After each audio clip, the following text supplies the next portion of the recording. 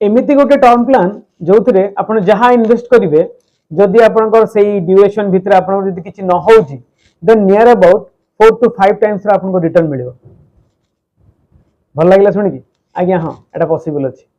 आपनकर जहाँ भी आपन वन टाइम प्रीमियम देबे से प्रीमियम रे आपनकर जो उदाहरण गोटे एग्जांपल देबा गोटे 30 इयर्स गोटे पिला जदि नेक्स्ट 30 to 40 इयर्स गोटे टर्म रखुची ताकू वन टाइम 2 to 2.5 लाख भितर ता गोटे प्रीमियम फिक्स हे मुझे एवरेज कहूँ कहीं एज हिसाब से वेरी करे जदि इनकेस ताको किछि हे जाउची सेही 30-40 इयर्स भितर 50 लाख सबवेंचर तो मिलिबो ता बाद से जो प्रीमियम देइथिबो से प्रीमियम भी आपन को हायर साइड रे रिटर्न हे जिवो।